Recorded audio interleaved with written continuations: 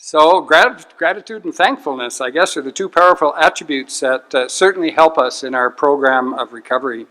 And Thanksgiving Sunday, I want to wish everyone a really happy Thanksgiving and remind us in the scripture, 1 Thessalonians, I always have trouble with that one, 16 and 18, tells us to be joyful, tells us to keep on praying no matter what happens. Always be thankful that this is God's will. So that's a pretty good message, I think, on Thanksgiving. So to always be joyful, be thankful, and to keep on praying. And that's what God's will for all of us is. And that's really kind of part and parcel of step 10. Step 10 is the first of our maintenance steps. And it's we continue to take personal inventory. And when we're wrong, we promptly admit it. We've come a long way from when we started steps 1, 2, and 3. Those are the basic foundation steps of our program. And without those steps and without a clear and sound understanding of those steps, we can't build a lifelong recovery program. The same as somebody building a project, a building in downtown Calgary, without a strong and a good foundation, that building isn't going to stand for long. So we need that in our program. The next series of steps are the housekeeping steps. We do our inventory, our character defects. We do our spiritual puke in step 5. We look out for who we've offended and what we've done and how we're going to make the amends to those people and to the community as a whole.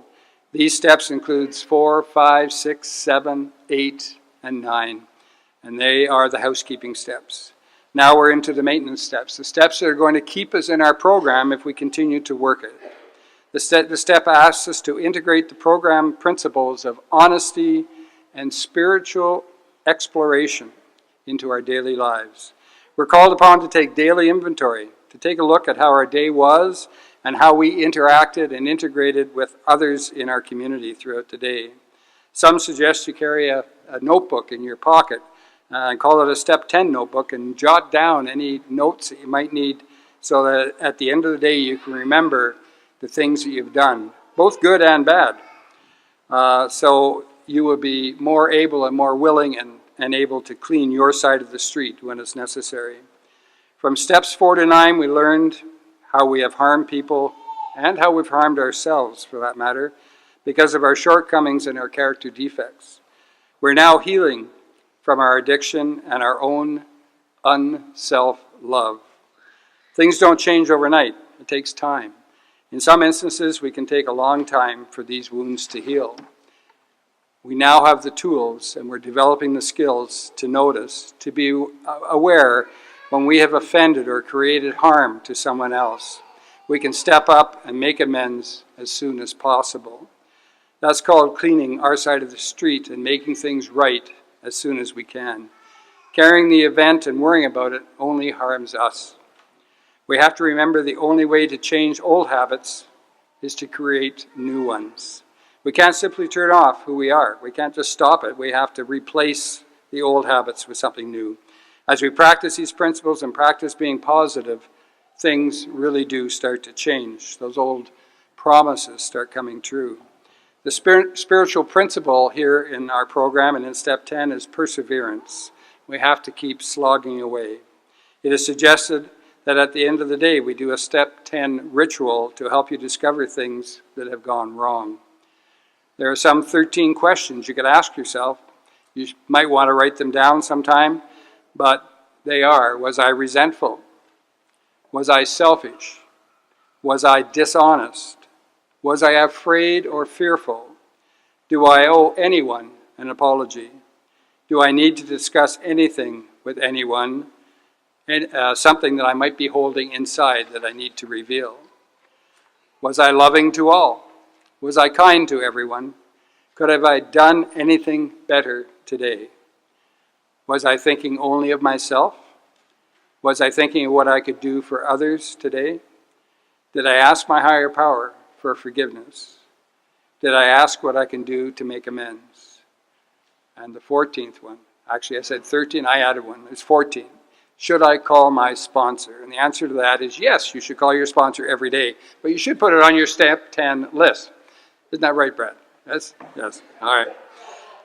If we continue to do this inventory on a daily basis, many gifts will start to come to us. They are the gifts of compassion, the gifts of love, peace of mind, vision, positive outlook, trust, forgiveness, acceptance, abundance, empowerment, healing, and solutions to many of our problems. The other gifts that develops is the gift of spirituality. So what is spirituality anyway? We hear about it all the time. We hear about AA program being a spiritual program. It's not a religious program. And we hear all the rhetoric. So what is spirituality? It's really a challenge to find a clear definition of spirituality. But everyone is clear, while spirituality may be a component of many religions, spirituality is not religious by nature. Try it when you go home. I want you to Google definition of spirituality and see what you find. And you'll find many thoughts and many interpretations of what people believe it is. One interpretation that I found that I thought was maybe close, but spirituality is a measure of how willing we are to allow grace. Grace is defined as some power greater than ourselves to enter our lives and guide us along our way.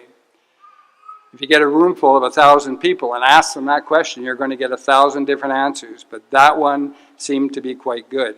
At its essence, spirituality is a measure of how loving you are, how unconditionally accepting you are towards yourself and towards others. It's a living practice. You don't need to go to Italy, India, or Bali to find your spiritual self. It's here. It's around us. It's around each and every one of us here tonight. And every person you meet and breathe, and every breath you take, spirituality is in it. It's everywhere you go, though you can't see it. You certainly can't buy it, and you won't find it in a book. None of these things matter if you aren't being loving. I believe that we're all born with a spiritual component in us. I like to call it a spiritual chip. And it's something that the Creator put in us so that we can learn to become loving and caring human beings. I think even as young children, we intuitively know the difference between right or wrong. I believe spirituality is all around us. And I believe we feel it in this room every night. Every time we get together in a group setting, we can feel it. If we take part in our mission work, when we do Aaron's Journey, you can feel the spirituality. You can feel it there. And I know one place, and I talk about it a lot, that we feel it is on our men's retreats when we're all together as a group of men learning about recovery and learning about our faith, and particularly in the evening AA meeting around the campfire, we can feel the spiritual growth there. Spirituality is how you treat others, how you treat yourself, and it's coming to believe in something bigger and greater than yourself. I was given a book a number of years ago written by a priest that was in our program. His name was Father Bill Sterling. It was called Simply Spiritual. And he talks about the 7 building blocks to develop spirituality, and he also talked about the 6 stumbling blocks. We don't travel on this journey alone. We're kind of all intertwined, and our spiritual journeys are all intertwined with one another. And he stated that in the ancient world, now this was ancient world because he also referred to the Old Testament, which in my world is ancient. So it was before that. Numbers were often used as symbols. The number 6 was used as a symbol for imperfection, and 7 as a symbol of perfection. Thus, he developed the 6 stumbling blocks, so the imperfection part, and the 7 building blocks, the perfection part. The 6 stumbling blocks that he talks about are things that stop or hinder our spiritual growth. But if you think about it, they will also stop and hinder our recovery growth in our 12-step programs. The stumbling blocks are fear, discouragement, anger, impatience, complicating the simple, and last, but certainly not least, ego. Fear comes in all shapes and it comes in all sizes. Fear of failure, fear of success, fear of the unknown, fear of what others might think of us, fear of rejection, just to name a few. You know the ones. I think from one time or another we've all felt them, and we've all had those fears that have stopped us or blocked us from moving ahead. Fear is like fool's gold. It's phony. It's a liar. It always seeks the easier, softer way. We aren't talking about prudence or caution. Those types of fears are important because they're healthy fears. They cause us to stop and take a second look at what it is we're going to do, but it doesn't stop us from moving forward. Prudence also causes us, prudence and caution causes us to take a second look and move cautiously forward in whatever it is we're going to do. I know that faith will always help us conquer fear. We need to have faith that our Creator will help us move through that fear, and whatever we are afraid of certainly won't kill us. Discouragement, an active partner of fear. They work hand in hand. Discouragement means to take away a person's courage. Discouragement robs a person of the heart to grow. I believe we all find ourselves victims of this in certain ways at certain times. We are reluctant to give ourselves permission to make mistakes, and as a result, we aren't able to take the necessary chances to allow ourselves to move forward. In the scripture, 2 Corinthians 12, verse 9, Paul is writing about finding out about a new way of life. And he said that the Lord said to him, "My grace is sufficient for you, for power is made perfect in weakness, in order that the power of Christ may dwell in me. Therefore I am content with weakness. When I am weak, then I am strong." When I read that, I thought instantly of step one, and us admitting that we're powerless over whatever substance it is that we use, and that when we admit that we're powerless, we suddenly get the power or the strength to move forward in recovery. It's very, very interesting. We need to see our weakness as a source of strength rather than a source of discouragement. Anger is something that we all deal with, we all struggle with over the years, and particularly in our addiction. There are many kinds of anger and situations that we get angry about.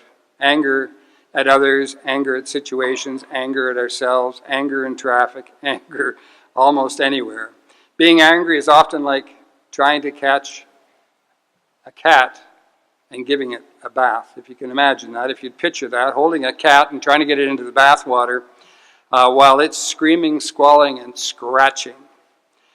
This is a true form of anger. That cat is really angry. So remember, the washing the cat story the next time you get angry. It serves no useful purpose, and you are going to get hurt. No doubt about it. Wash the cat, you're going to get hurt. We know that for the most part, anger is a deflecting game to draw attention away from the real issues. As we teach in recovery, there are many underlying feelings that are the root of the anger. If we can figure out what they are, we can resolve our anger. More about that in a later message. Impatience is a word that means to refuse to endure or to refuse to suffer. So true. I think of myself as being very patient. And I am very patient at most times. However, if you chat with my wife Cheryl, she may tell you something a little bit different about that, particularly when we're traveling in traffic. In lines in the grocery store, I'm extremely impatient. And I am so impatient that I will not drive through a drive-thru at Tim Hortons. So those are my impatient things, and a few other times I get a little impatient, but just sitting there smiling. We have to be careful. The impatience doesn't lead us to anger, and if it does, to discover the underlying feelings. Impatience can be cured by prayer, I believe. I find the serenity prayer works very well in this instance and in many others. And when we start to say the prayer, when we're impatient, a sense of peace will start to come over us. It does for me at any rate. Complicating the simple. This is something that we tend to do in life, and particularly we did it in our addiction. We make things way, way too complicated. Usually when we are doing this, we're being a bit of a cad. So that is controlling, avoiding, and denying. So we've often all done that. We've avoided, we've denied, and we try to control the situation. If someone calls you a cad, it's kind of an old word used to describe a man whose behavior is less than gentlemanly. If you want to control a situation, it simply complicates it.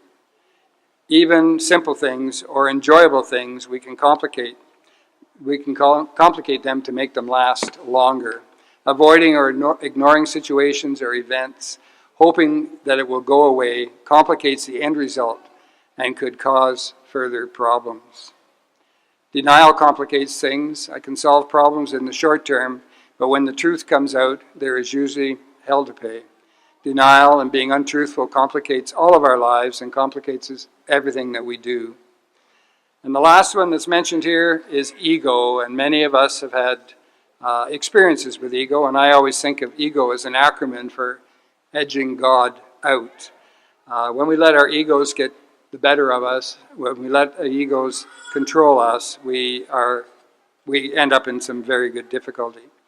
I have to admit that some ego is good for us. The same as, you know what, your body has to have a temperature, and if you don't have a temperature, you're likely dead. So you need to have a little bit of ego to keep you going and keep you involved in things. But when, I guess the ego we're talking about is the PSI ego, the phony self-image. If you can understand that, the mask that we put on when we pretend we're someone that we're not. Now, how do we get rid of the PSI? We have to ask ourselves some questions. Is the truth less true when told by a fool? Is the truth less enlightening when told by an enemy? Is a lie less of a lie if it flatters my ego? It's good for all of us to remember, to thine own self be true. This takes daily work of prayer, meditation, and talking to our sponsors to keep ourselves on track.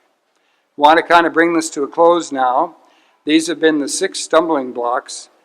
So they're ego, complicating the simple, impatience, anger, discouragement, and fear that are stopping us from progressing in our spiritual growth, but they also hinder and stop us in our growth in our program. If we can conquer those, if we can work on those things, our spiritual growth is going to come. So the next message, you can guess, might be about the 7 building blocks of spirituality. So we'll do that in a couple of weeks. So have a great Thanksgiving. If you haven't had Thanksgiving dinner yet, have a great dinner. If you have, I hope you enjoyed it. Have a great week. Keep coming back.